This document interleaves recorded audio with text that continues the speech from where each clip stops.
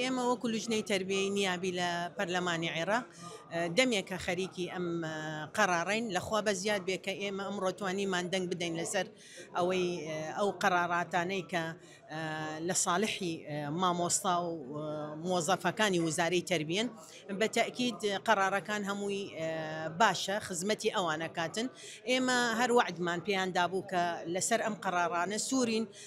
دەنگ بدرێ لەسەری لەخوا بە زیاد بێ ئەمڕۆ دەنگماندا لەسەری دەستخۆشی ئەەکەم لە هاوڕێکانم لە لوژنەی تربیە نیابێ لە پەرلەمانی عێراق دەستخۆشیش ئەەکەم لە ئەو پەرلەمانتارانە کە حازر بوون و دەنگیاندا ئێمە پیان ئەڵێن بەردەوام لەگەڵیان نابین بۆ ئەوەی کە قەرارێکیش دراوە و لوجنەیەکیش تشکیل کراوە بۆ ئەوەی عرض تەوزیع بکرێتە سەر مامۆستاکان و مۆزەفەکانی وزارەی تربیە لەگەڵ ئەو قەرارەیەش دووبارە پشگیریەکەین بۆ ئەوەی لە هەموو محافەزاتێک ناوچەیەک بکرێتەوە ناو بنرێت بە حەی المعلمین ئەو ناوچەی مامۆستایان بە تەئکید هەر بەردەوامە بین بۆ ئەوەی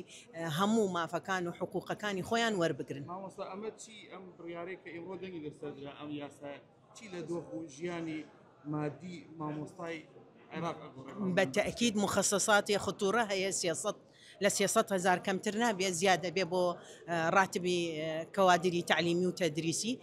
جگە ئەوەش کە مضاعفەی خدمەیان ئەکرێت ئەوانەی لە دەرەوەی شار لە ناوچە دیەکان کە خۆیان خەڵکی دیەکە نەبن بەڵام خزمەتی مناڵی ئەو دیەکەن دیارە ئەوانیش خزمەتی مقابل وەرەگرن کە مضاعفەی خدمەکەیان ئەکرێت بۆ تەقاعد. قسەی کۆتایی ڤار دەیکات.